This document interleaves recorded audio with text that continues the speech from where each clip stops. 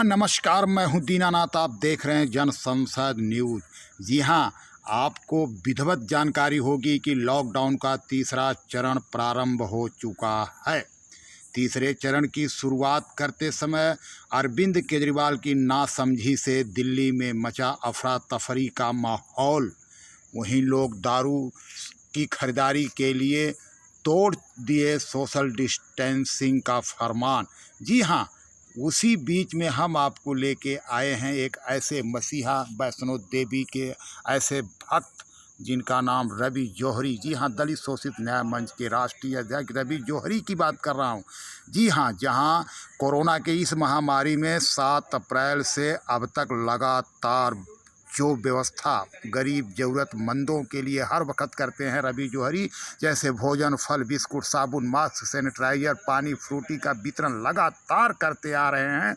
उन गरीबों को दे पा रहे हैं जिन गरीबों से उम्मीद करते हैं कि कोरोना के इस महामारी में किसी को कोई तकलीफ न हो। जी हाँ, इसी मिशन को आगे बढ़ाते हुए जिस प्रकार से रवि जौहरी माँ वैष्णो देवी की भक्ति करते थे, यानी 11 वर्ष इन्होंने पैदल पद यात्रा करके माँ वैष्णो देवी का दर्शन करके एक बहुत बड़ी बात साबित कर दी है भक्ति को लेकर के। वहीं ये गरीबों के साथ उसी भाव से, सद्भाव से लगे हुए हैं। उसमें कहीं ना कहीं दिल्ली सरकार द्वारा नासमझी का एक जो अफरा तफरी माहौल को जन्म दे देना, उनकी नासमझी कही जाती है। उसी बीच मैं आपको लेके आया हूँ रवि जौहरी जी के पास।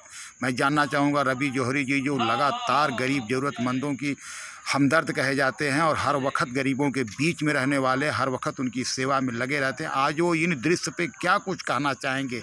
जी हाँ, रवि जौहरी जी दलित शोषित न्याय मंच के राष्ट्रीय अध्यक्ष। जी हाँ, आप देख सकते हैं जिन्होंने हर एरिया में घूम करके ये सारी व्यवस्था की जानकारी करी, हर गरीबों के बीच में हर वक्त घूमने वाले रवि जौहरी जी। रवि जौहरी जी का 1998 से लेकर 2009 तक का इनका पदयात्रा रहा। देखो, ये बिस्कुट बांट रहे हैं। माँ वैष्णो के भक्त कहे जाते हैं, बहुत अच्छे भक्त हैं जो हर वक्त गरीबों के बीच अपना प्यार बांटते रहते हैं। हर ज़रूरतमंदों गरीबों के बीच में पहुंच जाते हैं रवि जौहरी। आज का इनका वितरण कुछ भोजन पर परोसते हुए भी मिलेंगे और बिस्किट, फल, मास्क, सैनिटाइजर बांटते हुए। आप गोल मार्केट, दिल्ली की दिल कही जाने वाली अरविंद केजरीवाल सीएम की विधानसभा है। जी हाँ, अरविंद केजरीवाल सीएम की विधानसभा में हर गरीबों का अगर कोई दुख जानने का काम करता है, उनका दर्द समझने की बात करता है और उनके बीच में रहता है, तो वह व्यक्ति हैं रवि जौहरी, दलित शोषित न्याय मंच के राष्ट्रीय अध्यक्ष रवि जौहरी जी। देखो, इस समय लगभग 7 बजने वाला है, अभी तक ये गरीबों के दुख दर्द में और अपना कुछ ना कुछ बांटते हुए ही नज़र आ रहे हैं। जी हाँ, ये हैं रवि जौहरी। क्या कहना चाहेंगे, हम जानना चाहेंगे रवि जौहरी जी से।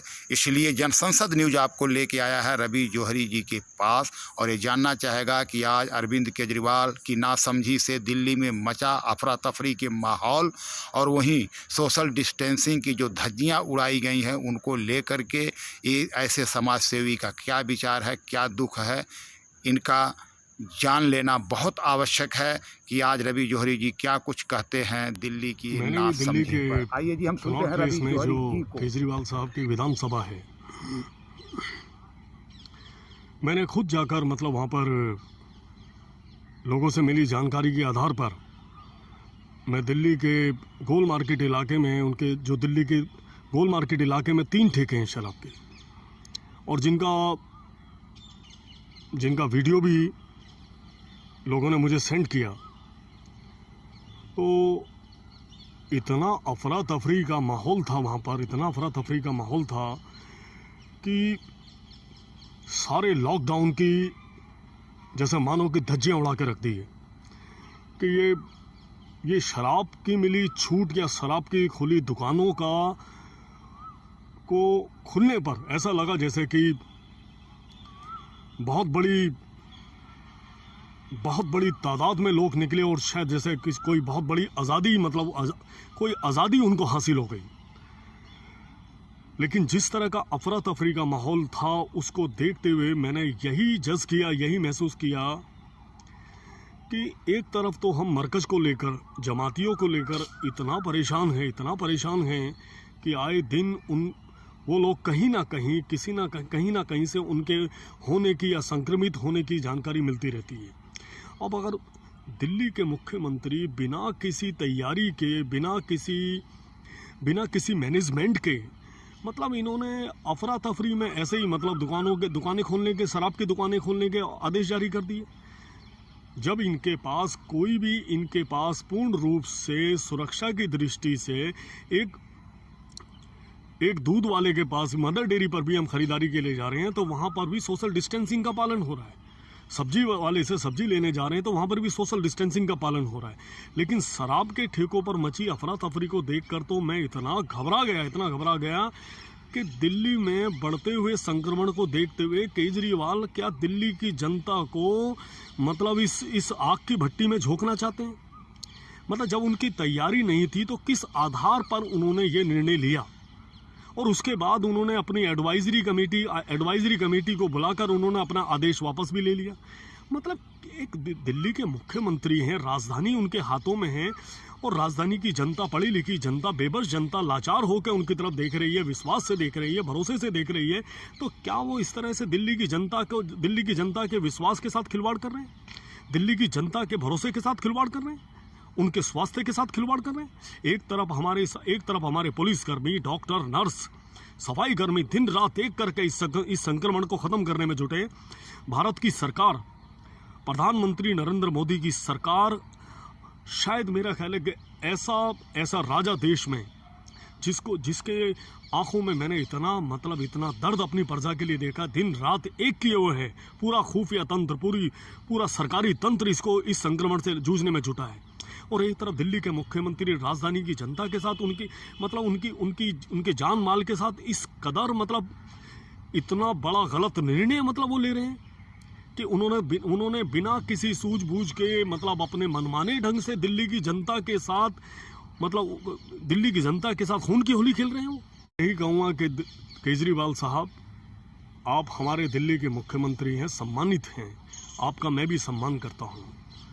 लेकिन मैं आपसे ये कहता हूँ कि हमारी जो दिल्ली पुलिस है वो बहुत निष्ठा से, बहुत ईमानदारी से, बहुत लगन से अपने क्षेत्र की जनता के लिए, अपने देश की जनता के लिए, पूरे देश की पुलिस निष्ठापूर्वक लगी। पिछले 30 सालों से माँ भगवती का विशाल जागरण कराते आए हैं और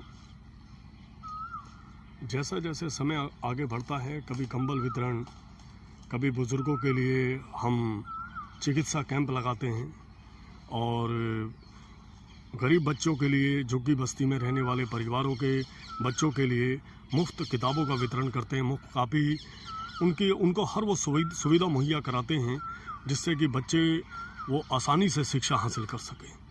और भंडारों का आयोजन तो हमारा यह है कि आए दिन हमारा चलता रहता है दलित शोषित न्याय मंच के बैनर तले, और ये कहीं ना कहीं हम इसमें बड़ा सुकून महसूस करते हैं, मानसिक संतुष्टि महसूस करते हैं।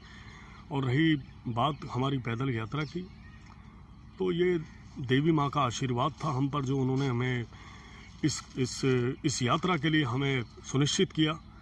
और बिना उनके आशीर्वाद के, बिना उनके इशारे के परिंदा भी पर नहीं मार सकता। मैं तो एक साधारण इंसान हूँ। सभी अपने अपने स्तर पर कर रहे हैं, चाहे वो सरकार से जुड़े सोर्स हों, सरकार अपने स्तर पर कर रही है, सामाजिक संगठन अपने स्तर पर कर रहे हैं, धार्मिक संगठन अपने स्तर पर कर रहे हैं।